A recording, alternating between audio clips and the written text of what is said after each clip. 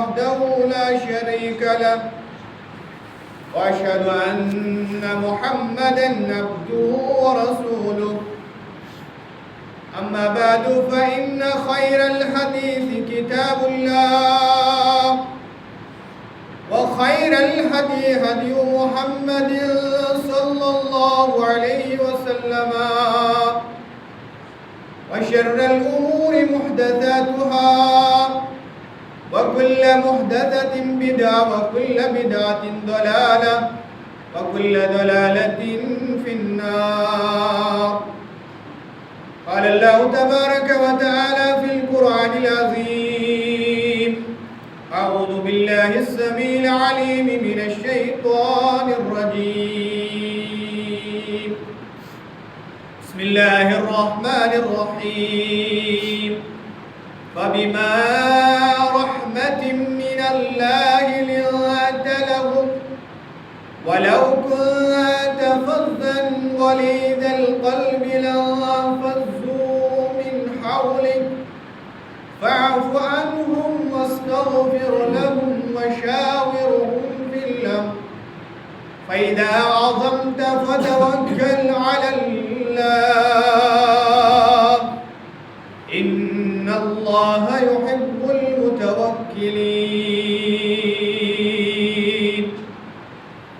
رب اشرح لي صدري ويسر لي أمري واحلل عقدة من لساني يفقهوا قولي. ربي زدني علما لا علم لنا إلا ما علمتنا إنك أنت العليم الحكيم.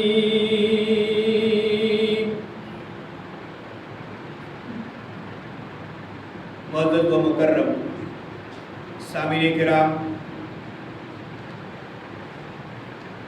اللہ سبحانہ و تعالیٰ کا ہمارے اوپر بہت سارے احسانات ہیں اور بہت سارے انعامات اور نعمتوں سے اس عظیم، اس باعظمت، اس باجلالت رب العالمین نے ہمیں نوازا ہے، اور بہت ساری نعمتیں ہیں، ان نعمتوں کو ہم شمار نہیں کر پائیں. اور خود اللہ تعالیٰ فرماتے ہیں قرآن کریم میں سورہ نحل میں: وَإِن تَعُدُّوا نِعْمَتَ اللَّهِ لَا تُحْصُوهَا. یہ لوگوں، اگر تم اللہ کی نعمتوں کو شمار کرنا چاہو تم شمار نہیں کر سکتے. لیکن بہت ساری نعمتیں ہیں، لیکن ایک نعمت ایسی ہے جس پر اللہ سبحانہ و تعالیٰ نے قرآن میں احسان جتلایا ہے. یعنی جتنی بھی نعمتیں اللہ تعالیٰ نے انسان کو دی ہیں، کسی بھی نعمت پہ اللہ نے احسان نہیں جتلایا کہ اے انسان میں نے آپ کو آنکھ دی، بڑا احسان کیا تیرے اوپر ہے. احسان ہی اللہ کا. میں نے آپ کو زبان دی، بڑا احسان کیا. میں نے آپ کو دیکھنے کی، سمجھنے کی صلاحیت دی، بڑا احسان کیا آپ پر. اللہ نے کہیں قرآن میں نہیں فرمایا. لیکن ایک نعمت ایسی ہے جو صرف مجھے اور آپ کو ملی ہوئی ہے، اور دنیا میں صرف انہی لوگوں کو ملی ہوئی ہے جو اپنی نسبت رسول اکرم صلی اللہ علیہ وسلم کی طرف کرتے ہیں.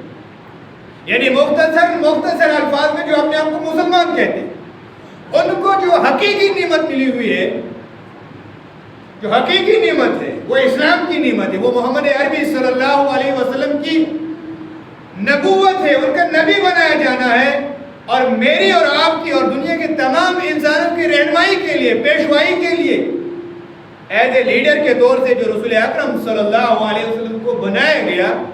اس نعمت کا ذکر جب اللہ قرآن میں کرتا ہے اور فرماتے ہیں اللہ سبحانہ و تعالیٰ میں نے لوگوں پر احسان کیا. حالانکہ اس کے علاوہ بہت ساری نعمتیں ہم شمار نہیں کر سکتے ہیں نعمت، لیکن یہ نعمت، جب اس نعمت کا اللہ تبارک و تعالیٰ جب تذکرہ کرتا ہے قرآن میں، کرتا ہے کہ میں نے آپ پہ احسان کیا، دنیا کے تمام لوگوں پر احسان کیا. وہ احسان کیا ہے کہ محمد عربی صلی اللہ علیہ وسلم کو ان کے لیے نبی بنایا، رہنما بنایا، پیشوا بنایا. اور خود قرآن کریم میں اللہ تعالیٰ فرماتے ہیں کہ جو رسول کریم صلی اللہ علیہ وسلم پیغام لے کر کے آئے دین اسلام کی شکل میں، یہ جو دین اسلام ہے یہی دعوت لے کر کے تمام انبیاء آئے. جتنے بھی انبیاء دنیا میں آئے آدم علیہ السلام سے لے کر کے رسول اکرم صلی اللہ علیہ وسلم تک سب نبیوں نے یہی دعوت لائی، اور آخر میں محمد عربی صلی اللہ علیہ وسلم بھی یہی دعوت لے کر کے دنیا میں آئے۔ اور اس دعوت میں جو لبیک کہے گا، یعنی اسلام کو جو اپنے گلے سے لگائے گا، اسلام کو جو ایکسپٹ کرے گا، اسلام کو جو سویکار کرے گا، اسی انسان کو دنیا میں بھی سنتشٹی ملے گی، امن ملے گا، چین ملے گا، سکون ملے گا، اور آخرت میں بھی اسی انسان کے لیے لامتناہی کامیابی، پرلوک میں بھی اسی انسان کے لیے سفلتا ہے۔ ورنہ وہ دنیا کا وہ شخص جو اسلام کے حوالے اپنے آپ کو نہیں کرتا ہے، وہ اس سرشٹی میں بھی، اس دنیا میں بھی ناکام و نامراد ہے، اور آنے والی زندگی جو ہے، جو پرلوک ہے، جو آخرت ہے، اس میں بھی وہ انسان ناکام و نامراد ہے۔ اور قرآن کریم یہ صاف الفاظ میں یہ بیان کرتا ہے۔ اور ایک بات یہ بھی یاد رکھنی چاہیے ہمیں کہ قرآن کریم کی جو لینگویج ہے، جو زبان ہے قرآن کی، وہ ان کمپرومائزنگ ہے، وہ مصلحتانہ نہیں ہے۔ قرآن اگر کہتا ہے کہ منافقین کے لیے جہنم کا آخری حصہ ہے، آخری تہ ہے جہنم منافقین کے لیے، تو قرآن صاف الفاظ میں کہتا ہے۔ قرآن ایج پیج نہیں کہتا ہے۔ قرآن کہتا ہے کہ کافروں کے لیے جنت حرام ہے، ڈائریکٹ کہہ دیا قرآن نے، یہ نہیں کہا کہ نہیں حرام ہے یا کچھ ادھر ادھر نہیں کیا۔ قرآن صاحب کہتا ہے انه من یشرک باللہ فقد حرم اللہ علیہ الجنہ، کہ جو شخص بھی دنیا کا کتنا بھی وہ بہت بڑا اعلیٰ پایا کا ہو، دنیا والے اس کو کتنا بھی بڑا مانتے ہو، بڑا مفکر مانتے ہو، بڑا سائنسدان مانتے ہو، بڑا ترقی یافتہ مانتے ہو، لیکن قرآن صاف الفاظ میں کہتا ہے انه من یشرک باللہ فقد حرم اللہ علیہ الجنہ، کہ جو شخص بھی دنیا کا اللہ کے ساتھ کسی اور کو شریک کرتا ہے، فقد حرم اللہ علیہ الجنہ، بالتحقیق بالیقین، یقیناً اللہ سبحانہ وتعالی نے اس کے لیے جنت کو حرام قرار دیا۔ تو قرآن کی زبان جو ہے یہ کلیئر ہے، ایکسپلیسٹ ہے، اس میں ایج پیج نہیں ہے۔ تو میں عرض کر رہا تھا کہ جو دعوت لے کر کے تمام انبیاء آئے، وہی دعوت لے کر کے محمد عربی صلی اللہ علیہ وسلم سے لے کر کے آیا، اور اس کو احسان بتایا اللہ سبحانہ وتعالی نے تمام دنیا کے انسانیت کے لیے، یہ عظیم احسان ہے۔ اور قرآن میں دوسری جگہ اللہ تبارک و تعالی صاف الفاظ میں اور بیان فرماتے ہیں، سورہ آل عمران میں ہی اللہ تعالیٰ فرماتے ہیں وَمَن يَبْتَغِ غَيْرَ الْإِسْلَامِ دِينًا فَلَن يُقْبَلَ مِنْهُ وَهُوَ فِي الْآخِرَةِ مِنَ الْخَاسِرِينَ۔ وَمَن يَبْتَغِ غَيْرَ الْإِسْلَامِ دِينًا، جو بھی انسان اسلام کے علاوہ کسی اور دین میں، کسی اور ازم میں، کسی اور طریقے میں نجات ڈھونڈنے کی تلاش کرے گا، سیلویشن جس کو کہتے ہیں انگریزی میں، سیلویشن تلاش کرنے کی کوشش کرے گا، اس کی تگ و دو کرے گا، یعنی فلاں نظام میں، فلاں سسٹم میں مجھے نجات ملے گی۔ قرآن کریم فرماتے ہیں وَمَن يَبْتَغِ غَيْرَ الْإِسْلَامِ دِينًا، جو اسلام کے علاوہ کسی اور دین کی طرف رخ کرے گا، کسی اور دین میں اپنی بھلائی تلاش کرنے کی کوشش کرے گا، اللہ تعالیٰ فرماتے ہیں فَلَن يُقْبَلَ مِنْهُ، ہرگز اسے وہ قبول نہیں کیا جائے گا، وہ آخرت میں خسارہ پانے والوں میں سے ہوگا، یعنی خسارہ پانے والوں میں سے ہوگا، یعنی آخرت میں وہ مردود قرار دیا جائے گا اور اسے ابداً ابد کے لیے جہنم میں ڈال دیا جائے گا۔ تو یہ کہ اللہ کے رسول صلی اللہ علیہ وسلم جو ان کو نبی بنایا گیا، یہ عظیم احسان ہے دنیا کے تمام لوگوں کے اوپر، کیونکہ اگر ہم تاریخ کا مطالعہ کرتے ہیں ہم جانتے ہیں کہ عرب کی کیا حالت ہے۔ ماں جیسا عظیم رشتہ، ماں ایک عظیم رشتہ ہے جس کی بہت زیادہ تاکید حدیثوں میں آتی ہے، قرآن میں بھی ہے، حدیث میں بھی ہے، والدین کی بہت زیادہ اہمیت ہے۔ لیکن عرب کا جو معاشرہ تھا اتنا ذلیل ترین ہو چکا تھا، اتنا گھٹیا معاشرہ ہو چکا تھا، اتنی جاہلیت میں تھا کہ وہاں سوتیلی ماں کے ساتھ نکاح کرنا جائز تھا، یعنی سوتیلی ماں کے ساتھ وہ نکاح کرتے تھے، جو بدکاری کی ایک شکل تھی۔ اسی طرح آپ جانتے ہیں، مشہور ہے، سب لوگ جانتے ہیں، میں صرف آپ کی یاد دہانی کے لیے کہہ رہا ہوں کہ لڑکیوں کو زندہ دفن کیا جاتا، درگور کیا جاتا تھا، لڑکی کوئی حق نہیں تھا لڑکی کو جینے کا۔ لیکن آج بھی یہ پریکٹس آج بھی جاری ہے، یہ صرف عرب کے دور جاہلیت میں نہیں تھی، یہ پریکٹس لڑکیوں کو آج بھی مارا جاتا ہے۔ کیا آپ سمجھتے ہیں کہ صرف عرب کے لوگ لڑکیوں کو مارتے ہیں؟ وہی لوگ ان کو درگور کرتے ہیں۔ وَإِذَا الْمَوْءُودَةُ سُئِلَتْ بِأَيِّ ذَنبٍ قُتِلَتْ، قرآن میں اللہ تعالیٰ فرماتے ہیں جب زندہ درگور کی ہوئی لڑکی سے قیامت کے دن پوچھا جائے گا بھائی بتاؤ کس گناہ کی وجہ سے تیرے والد نے تجھے درگور کیا تھا، زندہ دفن کیا تھا. لیکن افسوس کی بات ہے وہ زمانہ جو اللہ کے رسول صلی اللہ علیہ وسلم کے پہلے تھا، اللہ کے رسول صلی اللہ علیہ وسلم کے نبی بننے سے پہلے جو زمانہ تھا جس میں لڑکیوں کو زندہ دفن کیا جاتا تھا، کوئی حق نہیں تھا لڑکی کو جینے کا. لیکن آج بھی جو یہ دنیا کے لوگ کہتے ہیں وی آر ویل ڈیولپڈ، ہم کیا ترقی یافتہ ہیں، آج وہ یہ پریکٹس آج ان کے اندر موجود ہے اور ڈومینیٹ ہے، یہ پریکٹس پریویلنٹ ہے، مطلب بہت کثرت سے پائی جاتی ہے. یعنی چیک کیا جاتا ہے کہ ماں کے پیٹ میں لڑکی ہے یا لڑکا ہے، اور اگر لڑکی ہوتی ہے اس کو ایبورشن کرایا جاتا ہے، صاف کرایا جاتا ہے، مار دیا جاتا ہے. اور بعض اوقات تو ایسا ہوتا ہے کہ پیدا ہونے کے بعد جب پیدا ہوتی ہے بچی اس کا گلا گھونٹ کے مار دیا جاتا ہے. یہ سب رپورٹس آپ کو ملیں گی، اگر آپ پڑھیں گے سرچ کریں گے آج تک کچھ آپ کے ہاتھوں میں آپ کو ملے گی. لاکھوں کی تعداد میں، ملینز کی تعداد میں بچوں کو مارا جاتا ہے. لیکن اسلام نے، اللہ سبحانہ و تعالیٰ نے رسول اکرم صلی اللہ علیہ وسلم کی بعثت کے ذریعے یہ دنیائے انسانیت پہ یہ احسان کیا، یہ امتنان کیا کہ ان بچوں کو بھی جینے کا حق مل گیا، ان بچوں کو بھی وہ حقوق مل گئے کہ وہ جئیں، وہ اپنی زندگی گزاریں. اور آج اسلام جن دو چیزوں کی وجہ سے اسلام سب سے زیادہ آج نقطے پہ ہے، اسلام کو دو چیزوں کی وجہ سے بدنام کیا جاتا ہے. اسلام کو دو چیزوں کی وجہ سے، یہ آپ کے ذہن میں رہنا چاہیے. اس میں ایک ہے عورت کا مسئلہ اور دوسرا ہے جہاد. یعنی عورت کا اسلام میں کیا مقام ہے، اس کو بہت زیادہ پورٹری کیا جاتا ہے غلط طریقے سے کہ اسلام عورت کو کوئی حقوق نہیں دیتا ہے. لیکن ان عقل کے اندھوں کو کیا کہا جائے کہ اسلام ہی وہ واحد مذہب ہے، میں واحد لفظ استعمال کروں کہ اسلام ہی وہ واحد اور اکیلا مذہب ہے جو عورت کو پورے حقوق دیتا ہے.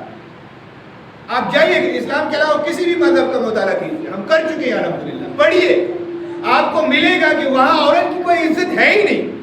بعض مذاہب میں عورت کو برائی کی جڑ سمجھا جاتا ہے، یعنی یہی برائی، یہ شیطان ہے. اور بعد کے یہاں تو اس کا کوئی حق ہی نہیں. اور ماڈرن ورلڈ جو ہے آپ اگر پڑھیں گے، ملکوں میں عورت کو ووٹ دینے کا حق نہیں.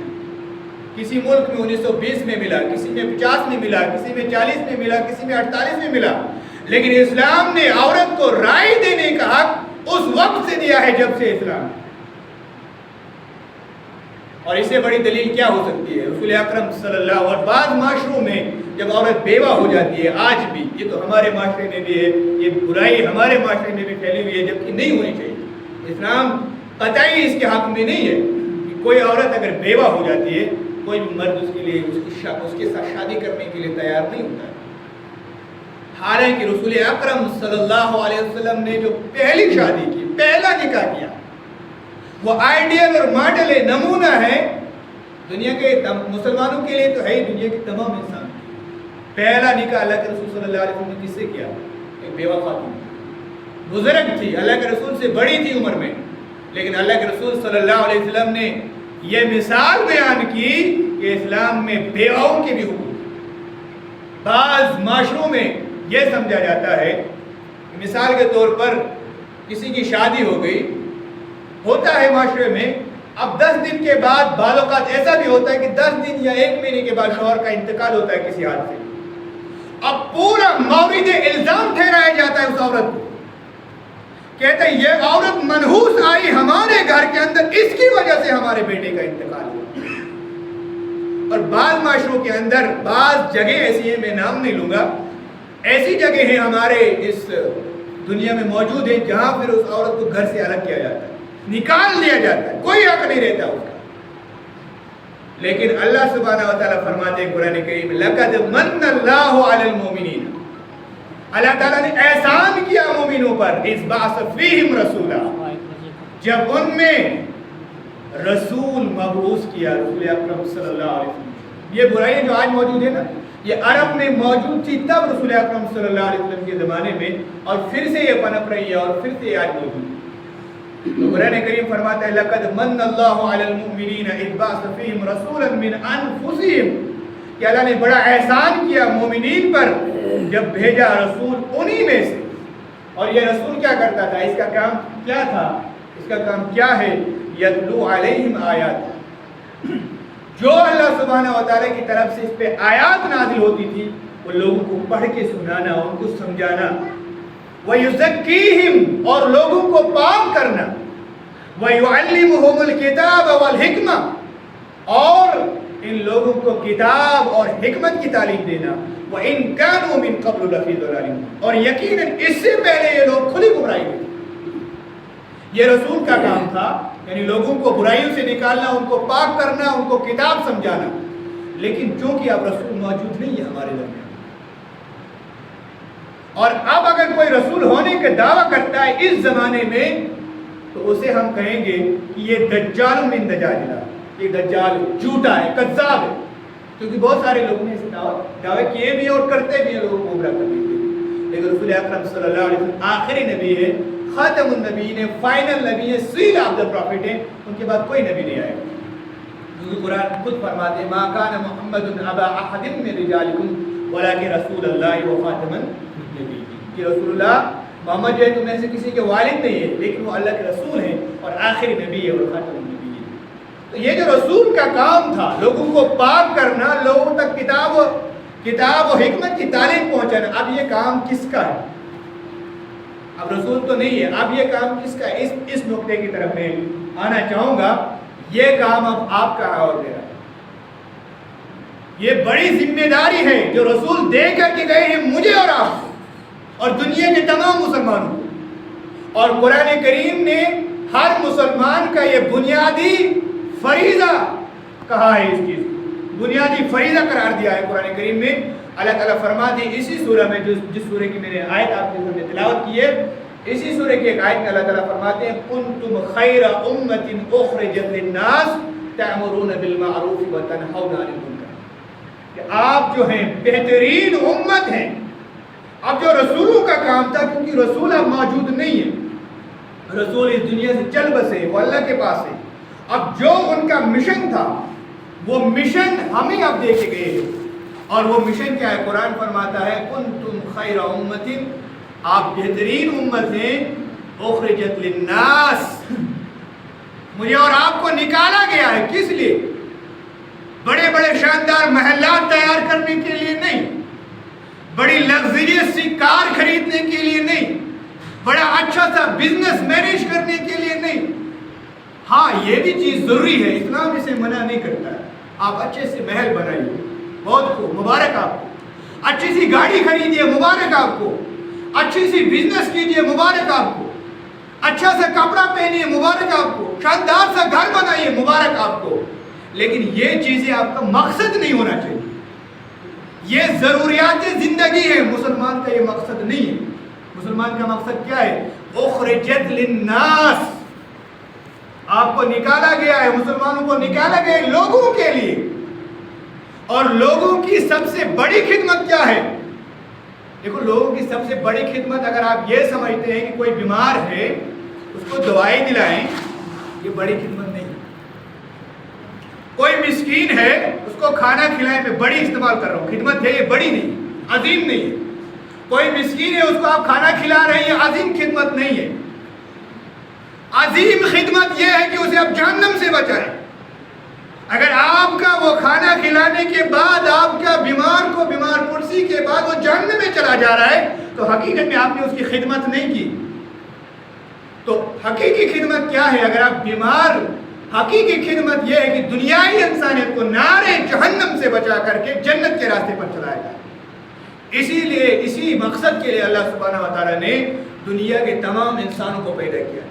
کنتم خیر امۃ اخرجت للناس تأمرون بالمعروف وتنہون عن المنکر، تأمرون بالمعروف، آپ معروف کا حکم دیتے ہیں، وتنہون عن المنکر، اور منکر سے روکتے ہیں۔ معروف کسے کہیں گے آپ؟ رزقم کات ہونا ویس، یعنی جو بہترین کام ہے، بھلائی کا کام ہے، کسے کہیں گے آپ؟ ایک شراب پینے والے کے سامنے بھی بہترین کام ہوتا ہے، زانی کے سامنے بھی بہترین کام ہوتا ہے، کافر بھی کچھ چیز ان کو بہترین سمجھتا ہے، کیا وہی قرآن کی نظر میں بہترین ہے؟ علامہ جرجانی رحمۃ اللہ علیہ کی کتاب ہے کتاب التعریفات، اس میں انہوں نے تعریف بیان کی ہے، ڈیفینیشن بیان کی ہے منکر اور معروف۔ وہ کہتے ہیں کل امر ممدوح عند الشرع فَهُوَ مَعْرُوف وَكُلُّ أَمْرٍ مَذْمُومٌ عِنْدَ الشَّرْعِ فَهُوَ مُنْکَرٌ. یعنی ہر وہ عمل جس کی شریعت اسلامیہ میں تعریف کی گئی ہے، انکریج کیا گیا ہے، اس پہ عمل کرنے کی ترغیب دلائی گئی ہے، وہ عمل بھلائی کا عمل ہے. اور ہر ایسا کام جس کی شریعت اسلامی میں، اسلامی شریعت میں قرآن و حدیث کی روشنی میں مذمت کی گئی اور اسے روکنے کے لیے کہا گیا ہے، تو علامہ جرجانی رحمۃ اللہ علیہ فرماتے ہیں کہ وہ کام منکر ہے. تو مسلمانوں کا بنیادی مقصد کیا ہے کہ دنیائے انسانیت کو معروف کا حکم دے، یعنی ہر اس کام کا حکم دے جس کام کو کرنے کا اللہ سبحانہ و تعالیٰ نے حکم دیا، اور ہر اس کام سے روکے جس کام سے اللہ سبحانہ و تعالیٰ نے روکا. اس کام کے لیے مجھے اور آپ کو پیدا کیا گیا ہے، اور دنیائے انسانیت میں جتنے بھی مسلمان ہیں ان تمام کا بنیادی فریضہ یہی ہے. اور اگر اس کام کو ہم انجام نہیں دیں گے تو حدیث میں آتا ہے، اللہ کے رسول نے فرمایا، مجھے عربی متن یاد نہیں آ رہا ہے، اللہ کے رسول نے فرمایا کہ تم اللہ سے دعائیں کرو گے، رو گے، گڑ گڑاؤ گے، لیکن تمہاری دعائیں بے اثر ہوگی، قبول نہیں ہوگی. وجہ اللہ کے رسول نے یہ بیان کی کہ تم برائی کو دیکھ کر کے برائی سے آپ نے روکا نہیں، نہ آپ نے معروف کا حکم دیا ہوگا، نہ منکر سے روکا ہوگا. پھر آپ کتنی بھی اللہ سے دعائیں کرو، کتنا بھی گڑ گڑاؤ، تو آپ کی دعائیں جو ہیں وہ قبول نہیں ہوں گی اور آپ کی دعائیں عرش سے ٹکرا کر کے واپس آئیں. لیکن اس کام کو کرنے کے لیے، بھلائی کا حکم دینے کے لیے، برائی سے روکنے کے لیے ہمارے سامنے ایک آئیڈیل ہے، ایک مثال ہے. وہ پہلی مثال ہے وہ رسول اکرم صلی اللہ علیہ وسلم، اور اس کے بعد صحابہ کرام رضوان اللہ تعالی اجمعین کا اسوہ حسنہ، اسوہ کاملہ ہمارے سامنے رہنا چاہیے. اس کام کے لیے قرآن فرماتا ہے فَبِمَا رَحْمَةٍ مِّنَ اللَّهِ لِنْتَ لَهُمْ. پہلی چیز ہے اس کام کو انجام دینے کے لیے کہ انسان کے اندر کائنڈنس ہونی چاہیے، لینینسی ہونی چاہیے، نرم مزاجی ہونی چاہیے. انسان درست مزاج نہیں ہونا چاہیے. اگر انسان سخت مزاج ہوگا وہ دعوت کا کام، وہ بھلائی اور منکرات سے روکنے کا کام انجام نہیں دے سکتا. رسول کریم صلی اللہ علیہ وسلم بخاری کے اندر یہ حدیث موجود ہے، آپ کی اور میری ماں اور دنیا انسانی کی تمام مومنین کی ماں حضرت عائشہ رضی اللہ تعالیٰ عنہ روایت کرتی ہے. یہ نرمی پہ بتاتا ہوں کہ اللہ کے رسول صلی اللہ علیہ وسلم کتنے نرم مزاج تھے. اللہ اکبر. ہم عائشہ فرماتی ہے استاذن رحم من الیہود علی النبی صلی اللہ علیہ وسلم، کہ یہودیوں میں سے کچھ لوگ، اور قرآن فرماتا ہے، قرآن نے فرمایا ہے کہ مسلمانوں کے کٹر دشمن، سب سے دشت ڈیڈلی جو اینیمی ہے مسلمانوں کو وہ یہود ہے. اور قرآن نے صاف صاف فرمایا وَلَن تَرْضَى عَنْكَ الْيَهُودُ وَلَا النَّصَارَى حَتَّى تَتَّبِعَ مِلَّتَهُمْ، کہ ہرگز وَلَن تَرْضَى، لن جو استعمال ہوتا ہے عربک میں یہ انتہائی ایمفیٹک ہوتا ہے، تاکید کے لیے ہوتا ہے. وَلَن تَرْضَى، ہرگز یہود اور کرسچن اور جیوز، یہود اور عیسائی تم سے راضی ہو ہی نہیں سکتے جب تک کہ تم ان کی پیروی کرو. لیکن انہی یہودیوں میں سے کچھ یہودی آتے ہیں اللہ کے رسول صلی اللہ علیہ وسلم کے پاس اور اجازت طلب کرتے ہیں اللہ کے رسول سے ملاقات کے لیے. اب ملاقات کے لیے آئے ہیں رسول اکرم صلی اللہ علیہ وسلم کے پاس. ہم عائشہ فرماتے ہیں جب ملاقات کے لیے آئے تو انہوں نے کیا کہا؟ اب ملاقات کے لیے آتا ہے کوئی تو پہلے سلام کلام کرتا ہے. تو یہودیوں کے سلام اور ہماری سلام تھوڑا سیم ہے، کیونکہ جو ان کی لینگویج ہے عبرانی زبان اور جو عربک لینگویج ہے یہ سسٹر لینگویج ان کو کہتے ہیں، یعنی ان میں بہت ساری چیزیں کامن ہیں، مشترک ہیں. تو وہ جب اللہ کے رسول صلی اللہ علیہ وسلم کے پاس آئے تو انہوں نے کہا فَقَالُوا السَّلَامُ عَلَيْكَ، انہوں نے اللہ کے رسول صلی اللہ علیہ وسلم کے لیے بد دعا. اس لیے کہا جاتا ہے جب بھی سلام کرو ایک دوسرے کو، جب ہم بھی سلام کرنے میں بہت ساری کوتاہی برتتے ہیں، جیسے ہماری، معاف کیجئے گا میں تھوڑا سا الفاظ سخت استعمال کرتا ہوں، جیسے ہماری جان نکلتی ہے سلام کرتے کرتے، کیونکہ ہم سلام اچھی طرح نہیں کرتے، آہستہ کہنا السلام علیکم، یہ سلام کرنے کا طریقہ نہیں. اگر سلام کرنی ہے تو اس طریقے سے کرو، ان الفاظ سے کرو جن الفاظ میں رسول رحمت صلی اللہ علیہ وسلم نے سکھائے ہیں، ورنہ یہ تو ہم مثل یہود ہو جائیں گے. یہ تو یہودیوں کا طریقہ ہے توڑ مروڑ کرنا. انہوں نے کیا کہا السلام علیکم، یعنی اللہ کے رسول صلی اللہ علیہ وسلم کے لیے بد دعا کی، جس کا مطلب یہ ہوتا ہے کہ نعوذ باللہ من ذالک، اللہ کے رسول آپ پہ موت آ جائے، آپ مر جائے، آپ کا انتقال ہو جائے۔ یہ یہودیوں نے کہا جو اللہ کے رسول سے ملاقات کرنے کے لیے آئی تھی، تو اللہ کے رسول کے یہاں سے کیا ہونا چاہیے؟ اگر ہم سے کوئی اس طرح کرے گا ہم تو نپٹ جائیں گے، اس کو ہم تو پکڑ کے اس کو خبر لیں گے۔ لیکن اللہ کے رسول نے بڑے نرم مزاجی سے، بڑے رفاقت سے کہا وعلیکا، بس اتنا ہی کہا۔ وعلیکا مطلب جو آپ نے کہا اسی کو اللہ کے رسول نے لوٹا دیا، لیکن اما عائشہ رضی اللہ تعالیٰ عنہ کو برداشت نہیں ہوا، کیونکہ وفادار بیوی تھی اللہ کے رسول صلی اللہ علیہ وسلم، عظیم ماں اور عظیم محدثہ گزری ہے حضرت عائشہ رضی اللہ تعالیٰ عنہ۔ تو انہوں نے لیکن کیا کہا؟ بل علیکم السلام واللعنہ، لعنت اور بربادی ہو تمہارے لیے جنہوں نے محمد عربی صلی اللہ علیہ وسلم کو گالی دی۔ لیکن اللہ کے رسول صلی اللہ علیہ وسلم نے عائشہ رضی اللہ تعالیٰ عنہ کو سکھایا، کہا یا عائشہ ان اللہ رفیق یحب الرفق، یا عائشہ اللہ تعالیٰ رفیق ہے، رفاقت کو پسند کرتا ہے، نرم مزاجی کو پسند کرتا ہے، اور تجھے ہر معاملے میں انسان کو کیا کرنا چاہیے؟ نرم مزاج ہونا چاہیے۔ یعنی عائشہ رضی اللہ تعالیٰ عنہ کی تربیت کر رہی ہے رسول رحمت صلی اللہ علیہ وسلم۔ یہ میں اس لیے یہ حدیث آپ کو سنا ہے کہ کتنا نرم مزاج تھے رسول اکرم صلی اللہ علیہ وسلم اپنے دشمنوں کے لیے۔ یعنی یہودیوں نے آپ کو آپ کے گھر میں آ کر کے آپ کے خلاف حرز سرائی کی، آپ کو برا بلا کہا، اس کے برعکس کہ آپ ان کو برا بلا کہتے ہیں، ڈانٹتے ہیں، اما عائشہ ان کو ڈانٹتی ہے، وہ اما عائشہ کو الٹا ڈانٹتے ہیں، ان کو کہتے ہیں کہ آپ نے غلط کہا، ان کو لعنت بنا۔ تو اس دعوت کے کام کے لیے، بھلائی اور معروف کے کام کے لیے پہلی شرط یہی ہے جو قرآن نے بیان کی رسول اکرم صلی اللہ علیہ وسلم کی صفت، فَبِمَا رَحْمَةٍ مِّنَ اللَّهِ لِنْتَ لَهُمْ، آپ اللہ تعالیٰ فرماتے ہیں رسول اکرم صلی اللہ علیہ وسلم کو کہ باعث رحمت اللہ آپ نرم ہو گئے ان لوگوں کے لیے جو آپ کے آس پاس ہیں۔ اسی لیے 23 سال کی مدت میں جو اللہ کے رسول صلی اللہ علیہ وسلم نے ریولوشن، جو انقلاب برپا کیا، دنیا کی تاریخ اٹھا کر کے دیکھیے، جتنے بھی یہ دنیاوی لیڈر آئے ہیں جو کسی نے بھی ایسا کام نہ کر دکھایا ہے، نہ کر کے دکھایا۔ یہ اللہ کے رسول صلی اللہ علیہ وسلم کی نرم مزاجی کی وجہ سے، وَلَوْ كُنْتَ فَظًّا غَلِيظَ الْقَلْبِ، قرآن فرماتا ہے کہ اگر آپ درست مزاج ہوتے یا اگر آپ کے اندر قساوت قلبی ہوتی، سخت دل ہوتے آپ، لَنْفَضُّوا مِنْ حَوْلِكَ، جو آپ کے آس پاس ہی لوگ بیٹھے ہوئے ہیں یہ بھاگ جاتے آپ سے۔ تو رسول رحمت صلی اللہ علیہ وسلم کی جو کامیابی تھی اس دعوت کی، اسلام کو پھیلنے کی، پھلنے کی، پھولنے کی، یہ ان کی رحمت کی وجہ سے تھی، یہ ان کے اندر جو نرم دلی تھی جو اللہ سبحانہ وتعالی ان کے دل میں ڈالی ہوئی تھی، اس کی وجہ سے اللہ کے رسول صلی اللہ علیہ وسلم کی جو دعوت تھی وہ پوری دنیا میں پھیل گئی اور پوری دنیا میں آج تک پھلتی اور پھیلتی رہی۔ اور قرآن فرماتا ہے وَمَا أَرْسَلْنَاكَ إِلَّا رَحْمَةً لِّلْعَالَمِينَ، کہ میرے اے محبوب، میں نے آپ کو پورے عالمین کے لیے رحمت بنا کر کے بھیجا، مرضی بنا کر کے بھیجا۔ اور رسول اکرم صلی اللہ علیہ وسلم پوری دنیائی انسانیت کے لیے کیا ہے؟ رحمت ہی رحمت، رحمت ہی رحمت ہے۔ رسول رحمت صلی اللہ علیہ وسلم کے پاس ایک یہودی لڑکا خدمت کرتا تھا اللہ کے رسول صلی اللہ علیہ وسلم کی، میں اسی پہ اپنا خطاب ختم کروں گا۔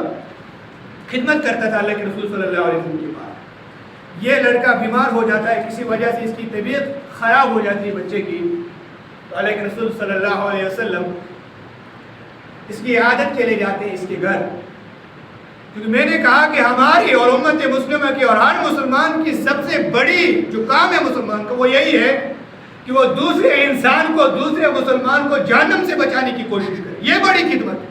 باقی جتنی بھی خدمات ہیں وہ مائنر سروسز ہیں، میجر سروس جو ہم خدمت کر سکتے ہیں دنیای انسانیت کی، وہ بت پرستی سے نکالنا، کفر و شرک اور ضلالت سے ان کو نکال کر کے اسلام کی شیتل شایہ میں لانا، اسلام کے سائے میں لوگوں کو لانا، یہ بڑی خدمت۔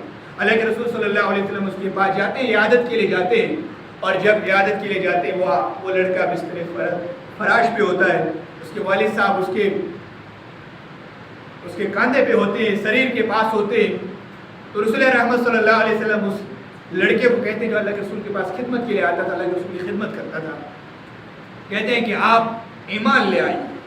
تو لڑکا اپنے والد کی منہ کی طرف کرتا ہے، اللہ، یہاں والدین کی خدمت یہاں وقت نہیں ہے، ہمارے معاشرے میں یہ بھی ایک بہت بڑا المیہ ہے۔ کبھی موقع ملے گا اس پہ بھی میں روشنی ڈالوں گی کہ والدین کی کیا حیثیت ہے آج۔ وہ لڑکا والد کی طرف دیکھ رہا ہے کہ میرا والد مجھے کیا کہے گا اس بارے میں۔ اللہ کے رسول اسے کہتے ہیں کہ آپ شہادت دیجئے، کلمہ پڑھ لیجئے، کامیاب ہو جائیں گے، لیکن وہ اپنے والد کے منہ کی طرف تکتا ہے کہ میرا والد کیا کرے گا۔ والد نے، کیونکہ والد یہودی تھا لیکن وہ اللہ کے رسول صلی اللہ علیہ وسلم کے اخلاق کا ماننے والا تھا، وہ جانتا تھا کہ اللہ کے رسول صلی اللہ علیہ وسلم سے زیادہ اعلیٰ اخلاق اور بلند پایا آدمی کوئی نہیں، تو اس نے کہا آتے ابو القاسم، یہ میرے بیٹے جو کچھ ابو القاسم کہہ رہا ہے، جو کچھ محمد عربی صلی اللہ علیہ وسلم نے کہہ رہا ہے اس کی اطاعت کرتے جا، کامیاب ہو جائے۔ تو اس لڑکے نے اسلام قبول کیا اور وہ اسلام میں داخل ہوا۔ وجہ یہ بنی جب وہ یہودی اللہ کے رسول صلی اللہ علیہ وسلم کے اخلاق کا معترف تھا، وہ جانتا تھا کہ رسول اکرم صلی اللہ علیہ وسلم کی دعوت تھی وہ سچائی پہ مبنی ہے، اسی لیے اس نے اپنے بیٹے کو یہ اجازت دی کہ وہ اللہ کے رسول صلی اللہ علیہ وسلم کی دعوت پہ لبیک کہے۔ تو پہلی چیز، جو چیز ہمیں، مجھے اور آپ کے لیے، ہم سب کے لیے ضروری ہے اس دین اسلام کو دوسروں کی طرف منتقل کرنا اور اس پہ عمل کرنا، اس میں ہمارے پاس اخلاق حسنہ ہونا چاہیے۔ اور حدیث میں آتا ہے اللہ کے رسول نے فرمایا ما من شیء اثقل فی المیزان من حسن الخلق، یعنی قیامت کے دن جب میزان لگے گا نا، میزان ہمارے اعمالوں کو تولا جائے گا، سب سے وزنی عمل کون سا نکلے گا؟ ہم حج جب ہم کرتے ہیں لاکھوں پیسہ خرچ کرتے ہیں، کوئی سمجھے گا کہ میں نے لاکھوں پیسہ خرچ کیا حج کر کے آیا ہوں، شاید اس کا وزن پتہ نہیں کتنا نکلے گا، بھاری نکلے گا۔ کوئی تہجد گزار ہے، الحمدللہ نمازیں پڑھتا ہے، وہ سوچتا ہوگا کہ نماز سب سے بھاری نکلے گی، لیکن اللہ کے رسول نے فرمایا سب سے بھاری جو عمل نکلے گا آپ کا قیامت کے دن اس میدان میں، وہ حسن الخلق ہوگا، وہ اخلاق حسنہ ہوگا جو ان تمام اعمال سے بھاری نکلے گا، وزندار۔